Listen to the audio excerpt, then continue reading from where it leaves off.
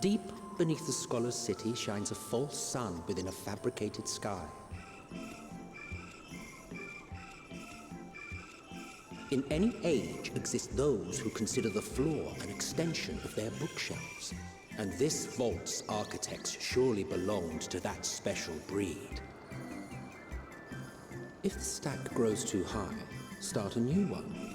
If no room remains, then make more rooms.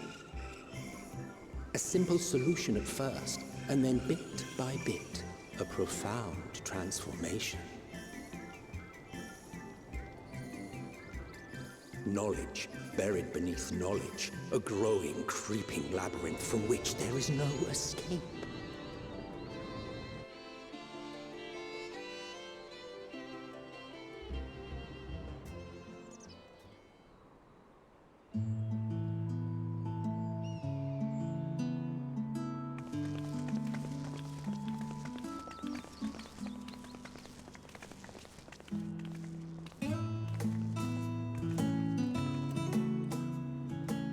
Not what you expected. I must admit, the artifice is very convincing. But I assure you that we are beneath Sharlayan itself. The breeze you feel, the flowing waters you hear, all created by the hand of man. The island is volcanic, you see, and once upon a time this great hollow must have been a reservoir for magma. It was discovered some 400 years ago, at which point it was repurposed as a storage facility for scrolls and samples and such. Renovations have continued, with nigh on no interruption to this day, with the lower levels still undergoing expansion. Aren't those people gleaners?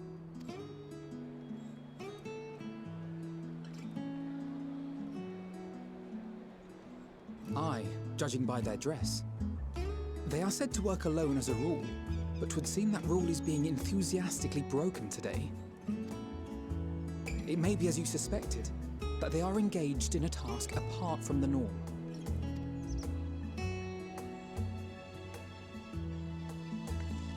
Let's spread out and get some answers then.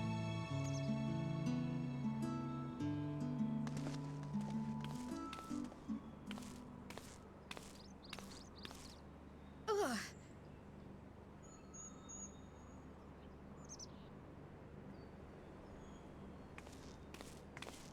Did you call to me just now? No. How odd. I must be a bit dizzy from the descent. I'll be fine, I'm sure. Let's get to work, shall we?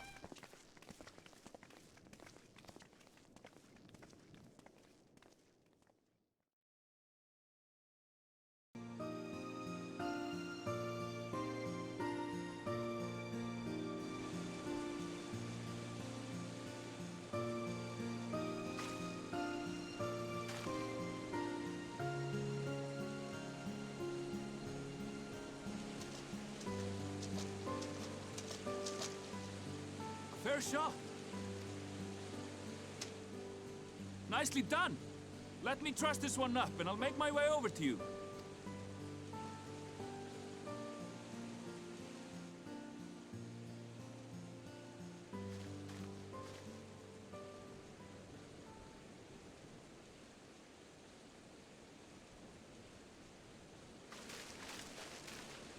There you are. Any new revelations?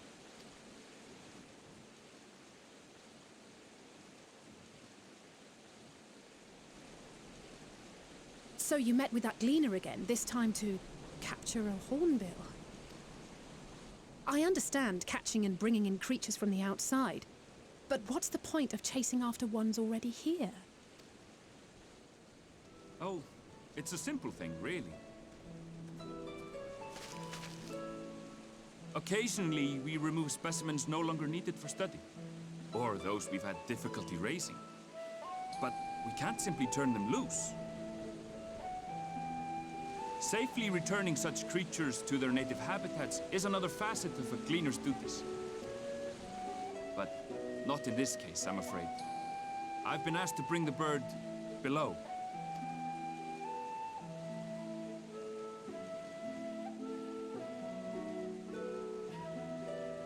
The restricted section in the lower levels of Labyrinthos.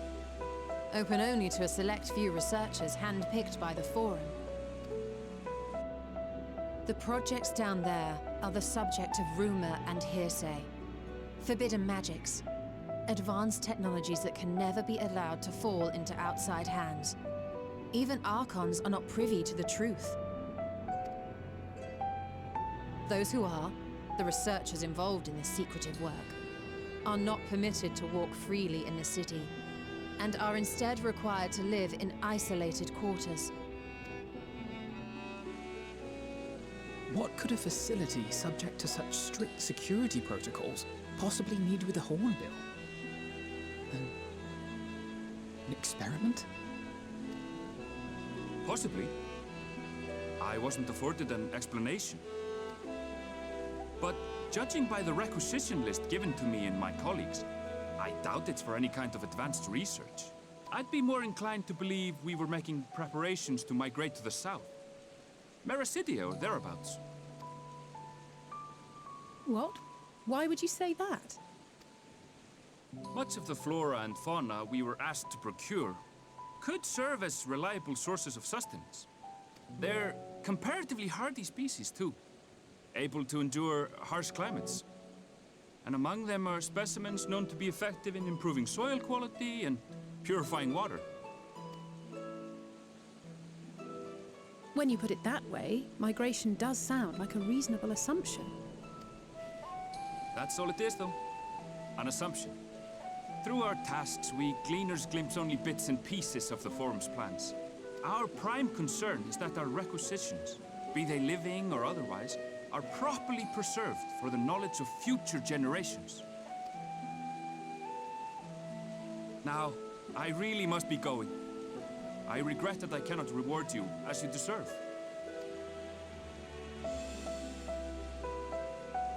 Perhaps you might reward us after a fashion then. It is imperative that we reach the lower levels.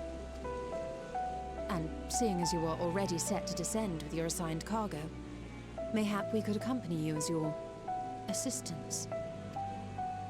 I'm afraid that won't be possible. Once the animals have been prepared for transport, we send them down separately via the lift. I will of course follow after to make my report, but I can hardly pass you off as porters when there's nothing left to carry. Indeed. Pray forget I said anything.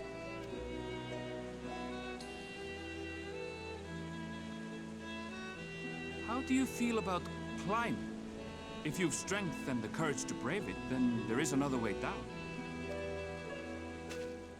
This path leads to the 33rd facet, a mine shaft excavated during one of our expansions of Labyrinthos. While I cannot guarantee that the passage is safe to traverse, it should provide access to the medial circuit below. I never even knew such a place existed. Thank you. This is the perfect solution. You're quite welcome. But consider yourselves warned. If the going proves too treacherous, you do well to turn back. I bid you good day.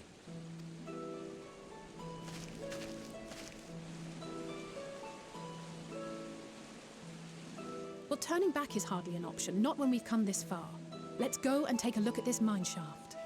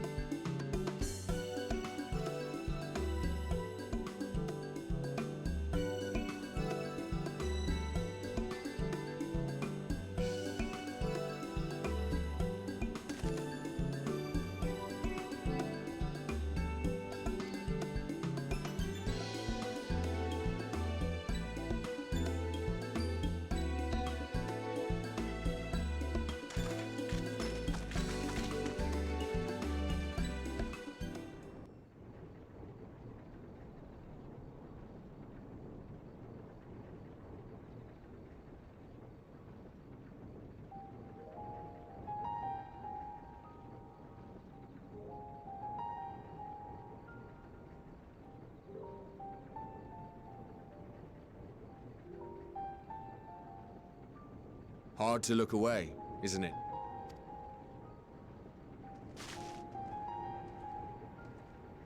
But they're more than pretty flowers. Heart blooms are attuned to ambient emotion.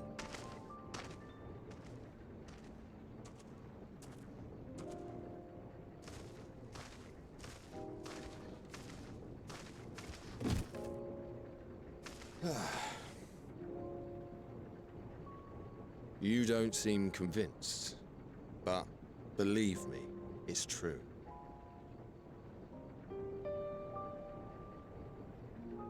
This ashen grey, for instance, it mirrors the anxiety and urgency of those working nearby as they rush to fulfill sudden orders. Intense feelings like those spur the petals to change colour. Bright glowing hues in the presence of joy, dark subdued shades for frustration or despair. Yet even with the collected wisdom of Charlian at our disposal, we've yet to identify the underlying principle of this empathic effect. And there are other mysteries besides. Although the flower is extraordinarily long-lived, its low reproductive rate has made it difficult to find younger populations growing in the wild. With too few sightings to map its distribution, and no closely related species to track, we've been unable to pinpoint its land of origin. To further complicate matters, every culture, even dimly aware of its existence, has given it a different name and mythos. Our attempts to study it via the historical record have been an exercise in frustration. As an avid botanist myself, I should one day like to unravel the Heartbloom's secrets. But I'm afraid other duties must take precedence. I will leave you to your thoughts.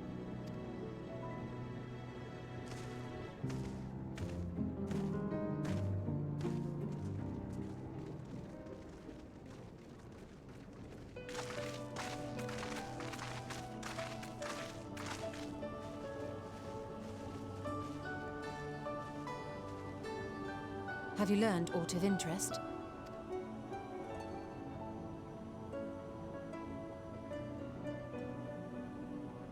A flower that reacts to one's feelings?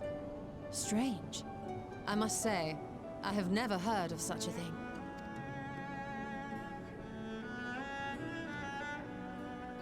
This is all very fascinating. But as it stands, we've failed to gain any significant insight into the Forum's undertaking. Indeed. While there is certainly enough activity to support Erenville's supposition that a priority has been placed on improving food production, unfortunately for our investigation, these workers were never informed as to how their duties serve the master plan. If only we could interrogate the Forum members directly.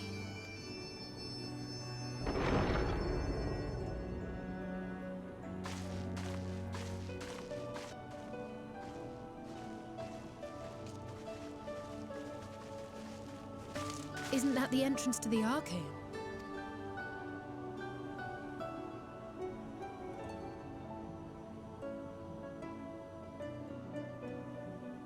Look, there. I think that's Erenville.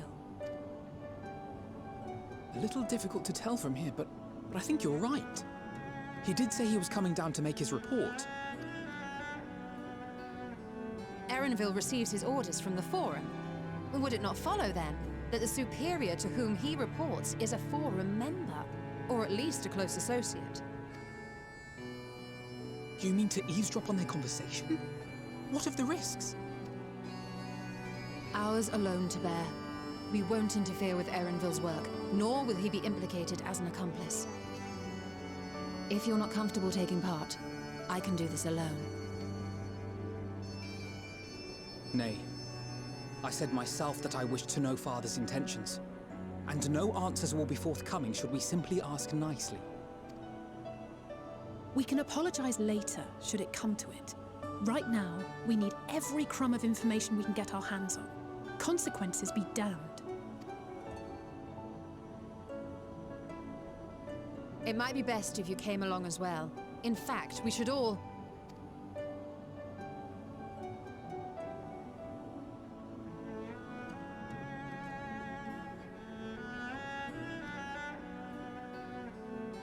Crier?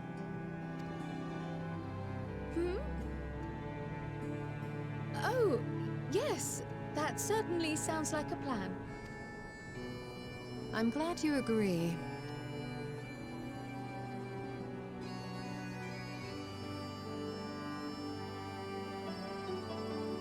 Quickly! Erenville is on the move. We need to get closer before we lose him.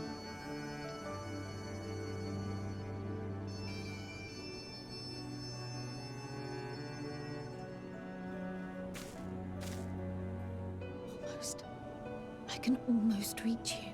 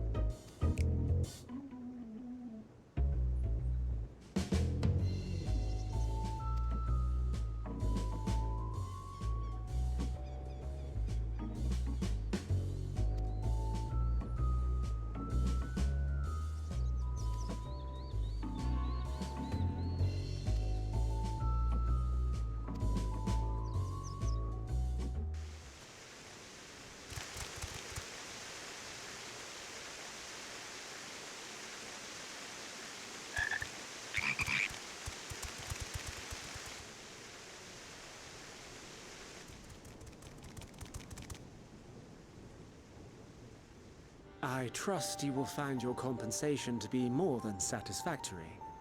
We wish to make clear that we are pleased with the efficiency and thoroughness of your work. So much so that we have come bearing new tasks in need of your competent hand.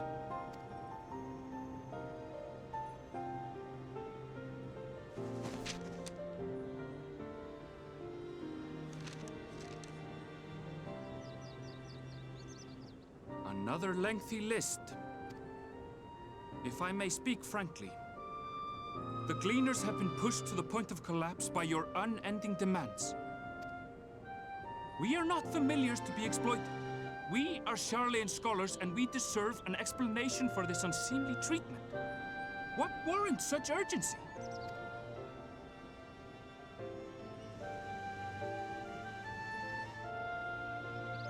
In an age long past, Sharlayan was charged with a momentous duty.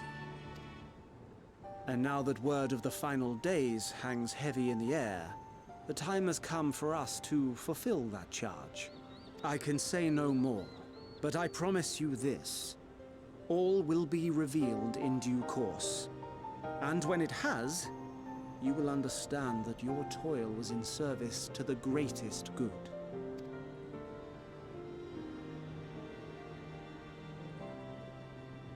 Then I will do your bidding. For now. But unless you wish the Gleaners to rise up in protest, I advise you to offer tangible improvements for our working conditions. Your promised revelation does nothing to address present circumstances. A fair point. Your concerns will be conveyed to the Forum.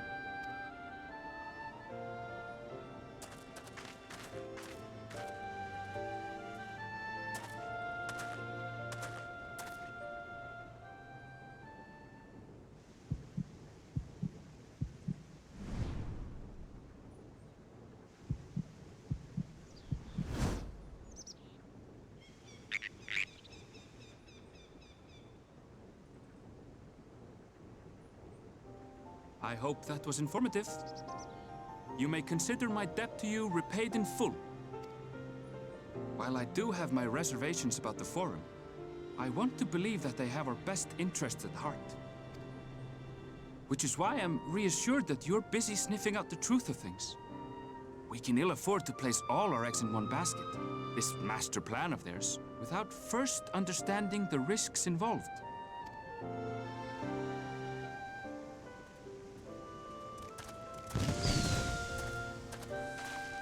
Wait! How did you know it was us? If you mean to impersonate a toad, try studying the real thing. And don't try to fool an expert.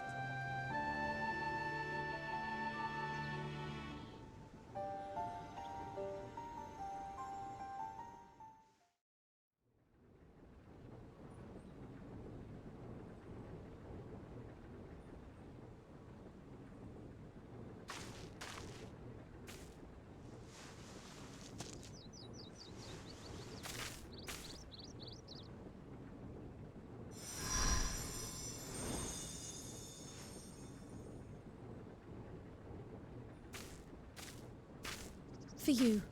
The spell will keep it from wilting. She said you would need it for the journey ahead.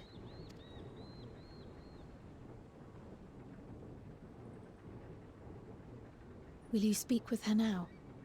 I cannot hope to match Minfilia's clarity, of course, but...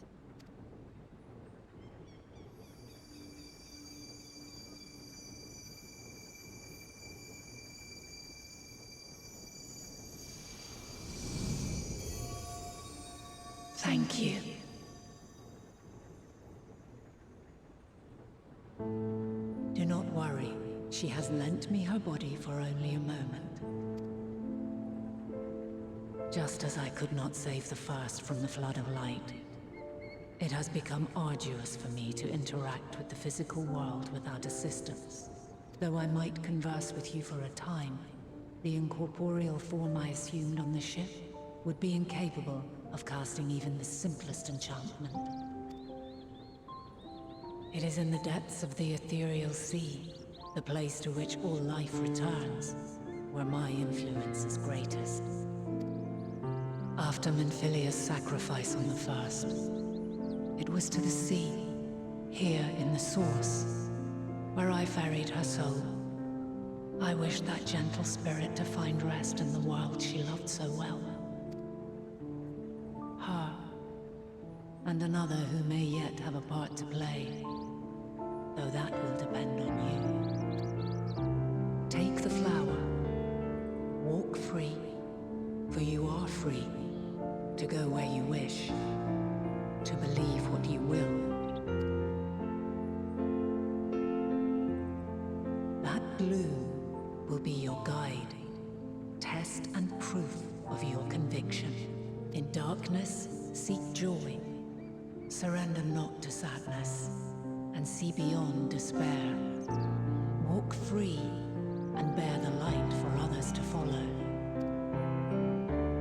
Together, raise it aloft and let it shine, till the end, blinding and radiant.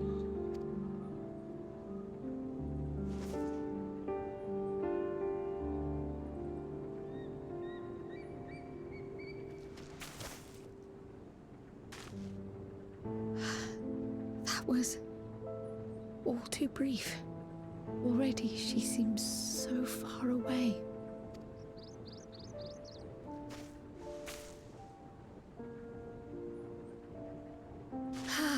My apologies if I startled you. Ever since we began our descent into Labyrinthos, I had sensed another's will, straining to reach out. Even with my particular talents, though, I was unable to make a connection at first, so weak and tenuous it was. Once I took hold of that wispy thread, imagine my surprise to discover it was Heidelin herself. Needless to say, it seemed wise to learn what we could before letting go. Her answers were more cryptic than I would have liked, but at least she left us with a guide of sorts. That unusual flower.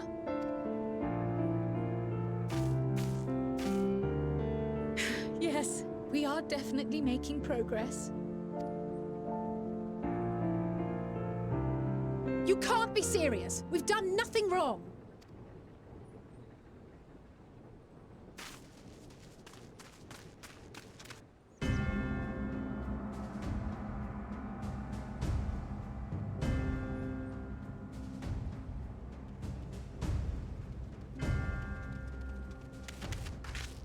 Master Fortuno? What business has the Forum with us? Obstruction and suppression, apparently. Mistress Baldessian, our records show you facilitated the Scions' entrance into Sharlayan by claiming them as assistants for your organization. We are aware of your investigations. After alerting the major institutions to the presence of potential troublemakers, we received word from an Archean custodian, a group operating under the auspices of the students, skulking about Labyrinthos and engaging in clandestine behavior. Clandestine? We may not have entered Sharlayan as Scions, but we did naught to conceal our identities. Our only purpose in this city is to seek the truth. I can think of no reason why our actions should warrant the Forum's intervention. 'Tis not our way to discourage the pursuit of knowledge, but the timing of such pursuits must be considered, not to mention their potential impact. With the world in chaos, we, the true caretakers of wisdom, have committed ourselves to an undertaking that demands the utmost discretion. And we will not risk its success by turning a blind eye to disruptive foreign elements in our midst.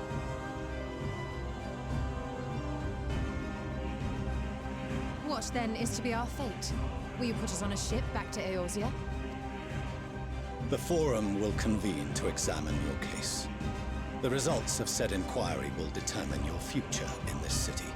As for your absent companion, he has already been detained. Graha! But why?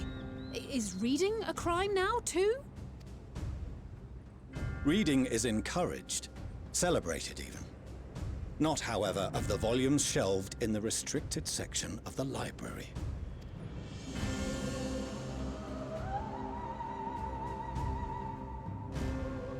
Refusing to comply will only make matters worse. Let us instead treat this as an opportunity to open a dialogue with the Forum.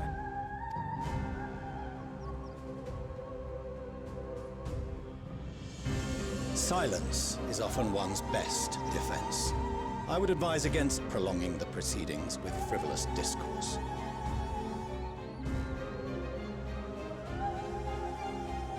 But enough. This is not the place for debate. The rostra await.